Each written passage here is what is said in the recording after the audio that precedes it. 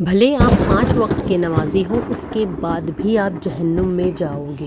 اللہ اکبر، that is a very scary حدیث۔ سوچنے کی بات ہے، ایسا کون سا عمل ہے جو آپ کو 5 وقت کا نمازی ہونے کے بعد بھی جہنم میں لے کر جائے گا؟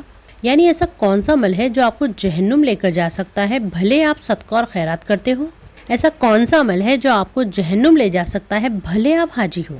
ایسا کون سا عمل ہے جو آپ کو جہنم لے جا سکتا ہے بھلے آپ پورے رمضان کے روزے رکھتے ہو؟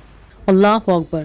دیکھیے، صحیح بخاری کی اس حدیث کو غور سے سنیں اور خود کو چیک کریں کہ کہیں آپ اس حدیث پہ فٹ تو نہیں بیٹھ رہے ہیں۔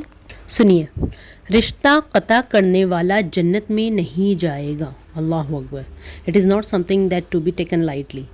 دیکھیے، آج ہم دیکھتے ہیں کہ ذرا سی اونچ نیچ ہو جانے پر ہم اپنے ہی قریبی رشتہ داروں سے ناراض ہو جاتے ہیں، ان سے ٹوٹلی بات چیت بند کر دیتے ہیں، ان کے گھر آنا جانا بند کر دیتے ہیں اور ایک دوسرے کی غلطیوں کو معاف کرنے کی بجائے رشتے ختم کرنے کو زیادہ آسان سمجھتے ہیں۔ دیکھیے، سگے بہن بھائی آپس میں ایک دوسرے سے اتنے ناراض ہو جاتے ہیں کہ آپس میں دشمن بن جاتے ہیں۔ آپ دیکھیں، سگے بہن بھائیوں کے کورٹ میں کیسز چل رہے ہیں۔ اللہ اکبر۔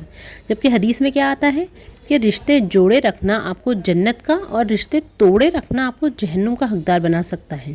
پھر بھلے آپ نمازی ہو، پرہیزگار ہو یا باقی عبادات پابندی سے کرتے ہو، بٹ اگر آپ نے رشتے توڑ رکھے ہیں تو پھر آپ جہنم میں جاؤ گے۔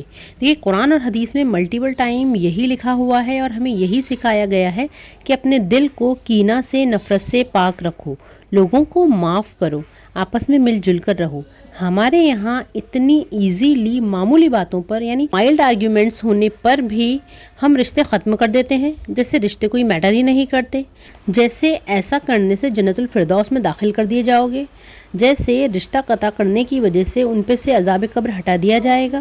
یعنی ہمیں لگتا ہے کہ رشتہ توڑنے کے باوجود بھی جنت میں انٹری ہمارے لیے کوئی مشکل بات نہیں ہے، جبکہ حدیث کے واضح الفاظ ہیں کہ رشتہ توڑنے والا جنت میں نہیں جائے گا۔ دیکھیے، اگر آپ کے والدین یا جو بھی گھر کے بڑے ہیں، اگر وہ کسی سے رشتہ قطع کر بیٹھے ہیں تو اس حدیث کو ایز اے ریمائنڈر گھر میں بڑے بڑے الفاظ میں لکھ کے لگا دیں تاکہ انہیں اپنی اصلاح کا موقع مل جائے اور وہ جہنم جانے سے بچ جائیں، کیونکہ حدیث میں یہ بھی آتا ہے کہ اپنے آپ کو اور اپنے گھر والوں کو جہنم کی آگ سے بچاؤ۔ تو آپ اپنے آپ کو اور اپنے گھر والوں کو جہنم کے VIP ڈپارٹمنٹ میں جانے سے بچائیں، اور جس سے بھی ناراضیاں چل رہی ہیں انہیں اللہ کی خاطر معاف کر دیں، ورنہ کیا فائدہ جنت اتنی بڑی ہونے کے باوجود بھی اس میں ہمارے لیے کوئی جگہ نہ ہو۔ اللہ اکبر۔